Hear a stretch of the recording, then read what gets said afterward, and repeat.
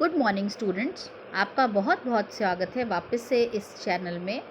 कृपया करके इसे सब्सक्राइब ज़रूर करें। आप बच्चों ने अभी तक इसे सब्सक्राइब नहीं करा है। जितने नंबर ऑफ़ स्टूडेंट्स हैं और जितने सब्सक्राइबर्स हैं उसमें बहुत ज़्यादा डिफरेंस है। फिर बाद में आप लोगों को प्रॉब्लम्स फेस करनी पड़ सकती हैं, तो कृपया करके इस चैनल को ज़रूर सब्सक्राइब करें। लास्ट वीडियो में मैंने आपको बताया था ऑर्गन्स ऑफ गवर्नमेंट के बारे में कि हमारे सरकार के 3 प्रमुख अंग हैं। व्यवस्थापिका, जिसे हम इंडियन लेजिस्लेचर बोलते हैं, कार्यपालिका, जिसे हम एग्जीक्यूटिव बोलते हैं, और न्यायपालिका, जिसे हम जुडिशरी बोलते हैं। तो मैंने आपको व्यवस्थापिका के बारे में, लेजिस्लेचर के बारे में बिल्कुल डिटेल में पढ़ा दिया था, और फिर मैंने आपको कार्यपालिका के बारे में संक्षेप में बताया था कि कार्यपालिका का क्या कार्य होता है। कार्यपालिका में कौन कौन आता है, प्रेसिडेंट आते हैं, वाइस प्रेसिडेंट आते हैं, प्राइम मिनिस्टर और उनकी काउंसिल ऑफ मिनिस्टर्स आती हैं। उनके बारे में मैंने डिटेल में नहीं पढ़ाया था। और फिर तीसरा ऑर्गन या तीसरा अंग जो सरकार का है वह है न्यायपालिका। तो आज मैं आपको लेजिस्लेचर के या व्यवस्थापिका के कुछ क्वेश्चंस आंसर्स के बारे में बढ़ाऊंगी। आप लोगों ने लेजिस्लेचर पढ़ लिया है, व्यवस्थापिका को पूरा पढ़ लिया है, लोकसभा क्या होता है, राज्यसभा क्या होता है, किसमें कितने मेंबर्स हैं, तो आप इनके क्वेश्चंस को आसानी से हल कर पाएंगे। और क्वेश्चंस कर लेंगे तो यह टॉपिक आपको अच्छे से संपूर्ण तरीके से याद हो जाएगा। तो चलिए आगे बढ़ते हैं। आज मैं आपको इंडियन लेजिस्लेचर के ऊपर असाइनमेंट है, उसके क्वेश्चन आंसर्स के बारे में बताऊंगी। इसका जो बेसिक फॉर्मेट है वो मैं आपको पीडीएफ में व्हाट्सएप पे भी डाल दूंगी, ताकि आप इसका प्रिंट आउट निकाल लें या इनको नोट डाउन कर सकें। तो भारत की, इसमें सबसे पहला क्वेश्चन ये है कि भारत में सरकार की संसदीय प्रणाली को हमने कहाँ से ग्रहण किया है। तो हमने इसे ब्रिटिश संविधान से ग्रहण किया है। दूसरा प्रश्न है, भारतीय संसद के अपर हाउस यानी कि जो उच्च सदन है वह किस नाम से जाना जाता है। तो हमारे यहाँ इंडिया में उच्च सदन जो है उसे हम राज्यसभा या उच्च सदन बोलते हैं। उच्च सदन क्यों बोलते हैं? उच्च सदन इसलिए बोलते हैं क्योंकि इसके मेंबर्स कभी भी रिटायर नहीं होते। इसे हम कभी भी रिटायर होते हैं, सॉरी, इसके हमें कभी भी राज्यसभा को भंग नहीं कर सकते। राज्यसभा के हर 2 वर्ष में जो सदस्य हैं वो 1/3 रिटायर हो जाते हैं और नए सदस्य आ जाते हैं। तो राज्यसभा को क्या भंग किया जा सकता है? तो इसका आंसर ये है कि 5 वर्ष बाद कर सकते हैं, 6 वर्ष बाद कर सकते हैं, प्रधानमंत्री की सलाह पर कर सकते हैं। लेकिन इसे उच्च सदन क्यों कहा जाता है? इसी के जवाब के साथ मैंने आपको इसका जवाब बता दिया कि क्योंकि राज्यसभा को कभी भी भंग नहीं किया जा सकता, इसीलिए इसे उच्च सदन कहा जाता है। तो राज्यसभा को कब भंग किया जाता है? कभी भी नहीं। इसलिए इसका आंसर क्या होगा? उपर्युक्त में से कोई भी नहीं। चलिए अब आगे बढ़ते हैं। तो भारत में संसदीय ढांचे में 2 अस्थायी सदनों के नाम बताइए। तो 2 अस्थायी सदन कौन से हैं? आपको मैंने बताया, एक निम्न सदन, एक उच्च सदन। तो हमारे यहाँ कैसा ढांचा है? फेडरलिज्म है, यानी कि स्टेट में अलग ढांचा होता है और सेंटर में अलग। तो लोकसभा और विधानसभा ऐसे हुए जिनको हम डिमोलिश कर सकते हैं, जिनको हम भंग कर सकते हैं। राज्यसभा और विधान जो है वो नहीं, उसको हम कर सकते। तो राज्यसभा जो है हमारी, वो हमारा उच्च सदन हुआ। लोकसभा को भंग किया जा सकता है, विधानसभा को भंग किया जा सकता है। इसलिए लोकसभा और विधानसभा ऐसे अस्थायी ढांचे हैं जिन्हें हम भंग कर सकते हैं। नेक्स्ट क्वेश्चन पे चलते हैं। तो नेक्स्ट क्वेश्चन क्या है? राज्यसभा के नियुक्त के लिए न्यूनतम आय क्या है? लोकसभा की न्यूनतम आय कितनी थी? आपको जब पढ़ाया था 25 वर्ष। और राज्यसभा की कितनी है? 30 वर्ष। बाकी प्रेसिडेंट और इन सब की कितनी है? 35 वर्ष। तो आगे चलें। भारतीय संसद के संयुक्त सत्र की अध्यक्षता कौन करता है? अब यहाँ देखिए क्वेश्चन के अंदर डिफरेंस है। जब मैंने आपको पढ़ाया था तब भी मैंने आपको बताया था संसद के अधिवेशन को बुलाने का हक जो है वो प्रेसिडेंट के पास है, राष्ट्रपति के पास। लेकिन संयुक्त सत्र की अध्यक्षता अध्यक्ष ही करता है, लोकसभा का अध्यक्ष करता है। इसलिए यहाँ पर मैक्सिमम बच्चे भारत का राष्ट्रपति लिख के इस आंसर को गलत कर देते हैं, इसलिए हमेशा ये ध्यान में रखिएगा। भारतीय संसद के संयुक्त सत्र को बुलाने का राइट जो है, अधिकार राष्ट्रपति के पास है, लेकिन इसकी अध्यक्षता करने का अधिकार जो है वो लोकसभा के अध्यक्ष के पास है। चलिए अब आगे बढ़ते हैं। तो संसद में लोक लेखा समिति का अध्यक्ष नियुक्त किया जाता है। किसे नियुक्त किया जाता है? लोकसभा के अध्यक्ष के द्वारा। ध्यान रखिएगा, संसद की लोक लेखा समिति का अध्यक्ष लोकसभा के अध्यक्ष के द्वारा किया जाता है। ऐसे ही भारतीय संसद में लोक लेखा समिति का अध्यक्ष कौन होता है? विपक्षी दल का नेता। जब आपको ये चैप्टर कराया था, मैंने लोकसभा और राज्यसभा कराए थे और उनके अधिकार गिनाए थे, तब मैंने आपको बताया था कि लोक लेखा समिति का अध्यक्ष हमेशा विपक्षी दल का नेता होता है। राज्यसभा के सदस्यों का सेवा काल कितना होता है? राज्यसभा के सदस्यों का सेवा काल 6 वर्ष होता है। जितने भी सदस्य हैं उनमें से रिटायर होते हैं हर दूसरे साल। 1/3 ऑफ द मेंबर्स रिटायर हो जाते हैं और उनकी जगह नए सदस्यों का निर्वाचन कर दिया जाता है। चलिए आगे नेक्स्ट क्वेश्चन पे हम चलेंगे। तो ये है कि मंत्री परिषद सामूहिक रूप से किसके प्रति उत्तरदायी है? आप लोगों को सबको मैंने पहले बताया था कि नो कॉन्फिडेंस मोशन, अविश्वास प्रस्ताव पारित करने का या प्रस्तावित करने का अधिकार केवल लोकसभा को है।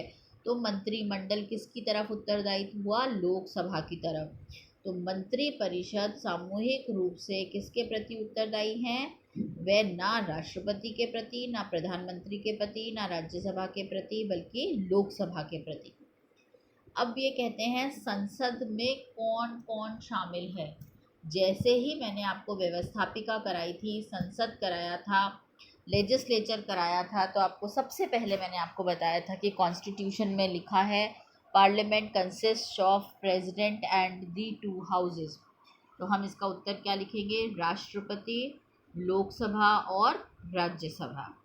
अगर यही प्रश्न हमारे को राज्य के संदर्भ में पूछा जाता तो हम लिखते गवर्नर, विधानसभा और विधान परिषद। चलिए, Lok Sabha of the people, house of the people को लोकसभा का नाम किस वर्ष में दिया गया था? अब वहाँ बाहर जहाँ से हमने ये ढांचा लिया है ब्रिटिशर से, वहाँ पर क्या होता है? House of people and house of lords, 2 houses होते हैं। राज्यसभा को हाउस ऑफ लॉर्ड्स बोलते हैं और लोकसभा को हाउस ऑफ पीपल बोलते हैं।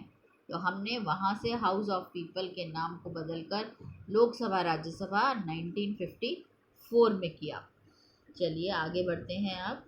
तो इसमें यह है कि निम्नलिखित में से कौन से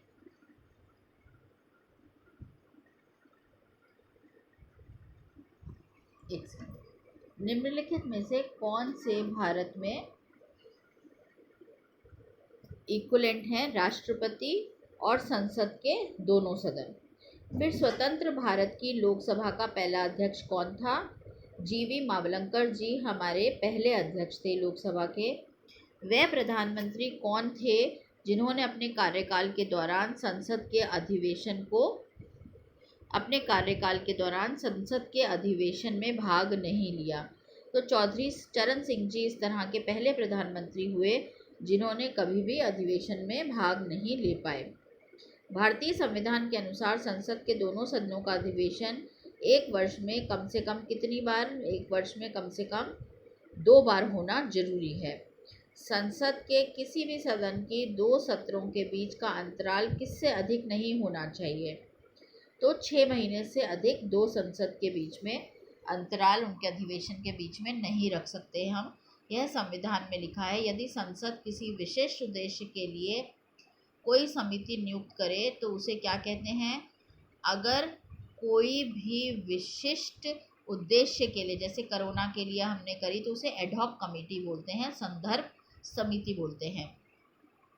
संसद में अविश्वास प्रस्ताव के बारे में निम्नलिखित में कौन सा सही है? संविधान में इसका कोई उल्लेख नहीं है।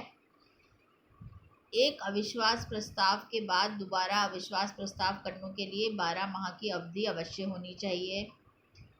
संसद में प्रस्तुत करने के लिए कम से कम 100 व्यक्ति उस प्रस्ताव पर समर्थन करें, नहीं क्योंकि 50 व्यक्ति करते हैं। यह केवल लोकसभा में प्रस्तुत किया जा सकता है। तो यह क्वेश्चन सही है कि यह केवल लोकसभा में ही प्रस्तुत किया जा सकता है। ऊपर मैंने गलती से राइट लगा दिया है, संविधान में इसका कोई उल्लेख नहीं है, क्योंकि इसका आंसर होगा यह केवल लोकसभा में ही प्रस्तुत किया जा सकता है अविश्वास प्रस्ताव। तो इसमें आंसर अच्छा नीचे आंसर है, इसलिए मैंने उस पर राइट लगाया है। 1 और 4 सही है, संविधान में ऐसा उल्लेख नहीं किया गया। तो किस सदन के अध्यक्ष उस सदन का सदस्य नहीं होता? राज्यसभा का अध्यक्ष जो है उस सदन का सदस्य नहीं होता, वो एक्स ऑफिशियो, वाइस प्रेसिडेंट जब पढ़ाऊंगी तो मैं आपको बताऊंगी। वाइस प्रेसिडेंट जो हैं वो उसके अध्यक्ष होते हैं, लेकिन वो एक्स ऑफिशियो चेयरमैन होते हैं। वो वाइस प्रेसिडेंट का कार्यभार संभालते हैं और वाइस प्रेसिडेंट का ही कार्यभार संभालते हुए वाइस प्रेसिडेंट की ही सैलरी उठाते हैं। बस सिर्फ केवल वह उस सदन के सदस्य नहीं होते, पर उस सदन के अध्यक्ष होते हैं। चलिए आगे बढ़ते हैं।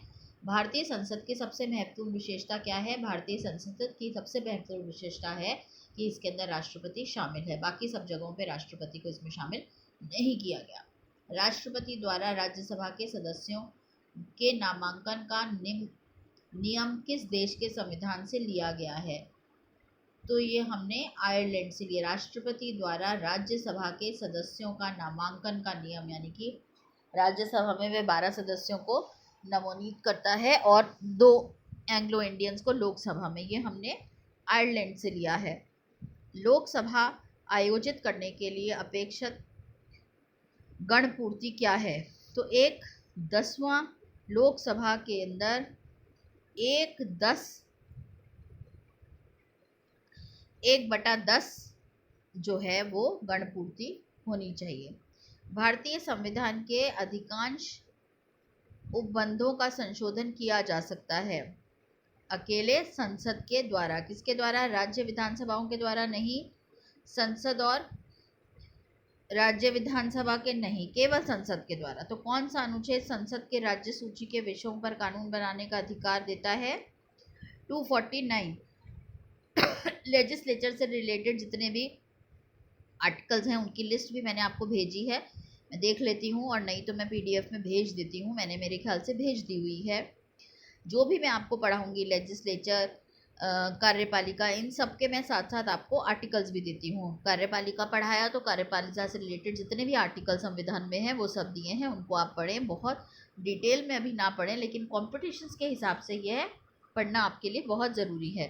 तो पहले ईयर से ही, फर्स्ट ईयर से ही आप तैयारी करोगे तो यह जो वीडियोस हैं ये first year, second year, third year तीनों के लिए उपयोगी हैं। लोकसभा के निर्धारित सदस्यों की अधिकतम संख्या कितनी हो सकती है? तो जब मैंने आपको लोकसभा कराया था तो बताया था कि लोकसभा में मैक्सिमम 552 हो सकते हैं, और अभी प्रेजेंट में हमारे पास 545 हैं। इसी तरह से उसके अंदर 250 हो सकते हैं राज्यसभा में, और अभी हमारे पास 235 हैं। तो लोकसभा के निर्वाचित सदस्यों की अधिकतम सीमा हो सकती है कितनी? 552 में से अगर हम माइनस करें 20 तो 530, क्योंकि 2 जो सदस्य हैं वो मनोनीत होते हैं। तो लोकसभा के निर्वाचित सदस्यों की अधिकतम संख्या 530 हो सकती है, उससे ज़्यादा नहीं हो सकती। चलिए अगले प्रश्न पे चलते हैं। तो निम्नलिखित में से लोकसभा की प्रथम महिला अध्यक्ष कौन थी? प्रथम महिला अध्यक्ष मीरा कुमार थी, लेकिन पहले अध्यक्ष कौन थे? मावलंकर जी पहले अध्यक्ष थे, और पहली विमेन अध्यक्ष जो थी वो मीरा कुमार थी। तो भारतीय संसद का जनता द्वारा निर्वाचित सदन निम्न में से कौन सा है? तो भारतीय संसद का जनता द्वारा निर्वाचित राज्यसभा, लोकसभा है।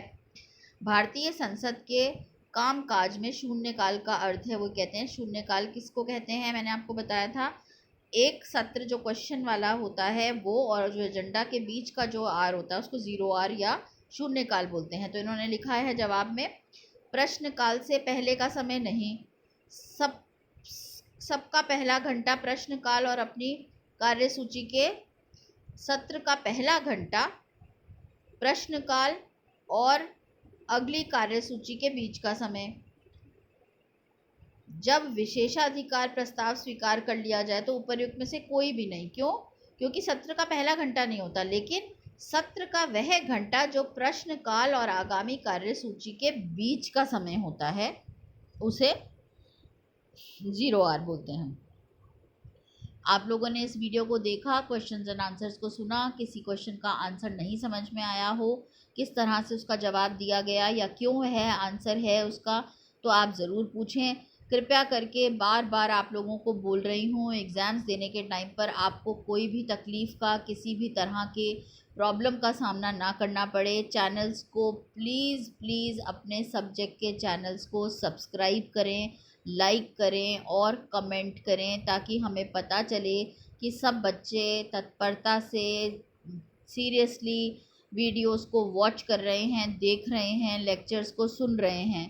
प्लीज़ सब्सक्राइब करिए। अभी तक केवल इतने सारे 500 बच्चे हैं, उनमें से सिर्फ 30 बच्चों ने सब्सक्राइब किया है।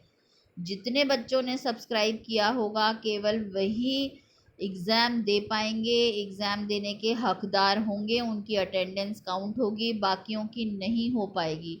तो प्लीज़ बच्चों इस यूट्यूब चैनल को सब्सक्राइब करें। Thank you so much. अगला वीडियो अब मैं आप लोगों के लिए डालूँगी ताकि आप लोग आगे की चीज़ को पढ़ पाएँ। हमने अभी तक ऑर्गन्स ऑफ गवर्नमेंट में, सरकार के अंगों में, लेजिस्लेचर पूरा कंप्लीट कर लिया है, एग्जीक्यूटिव संक्षेप में किया है, उसके अंदर प्रेसिडेंट के बारे में मैं आपको डिटेल में पहले ही पढ़ा चुकी हूँ, लेकिन एक बार और पढ़ाऊँगी क्योंकि प्रेसिडेंट एक बहुत इंपॉर्टेंट टॉपिक है, फर्स्ट ईयर के लिए भी, सेकेंड ईयर के लिए भी और थर्ड ईयर के लिए भी। तो प्रेसिडेंट पढ़ेंगे, प्रधानमंत्री पढ़ेंगे, प्रधानमंत्री का मंत्रिपरिषद पढ़ेंगे हम, कैबिनेट और काउंसिल ऑफ मिनिस्टर्स में क्या फ़र्क है वो पढ़ेंगे, प्रेसिडेंट से रिलेटेड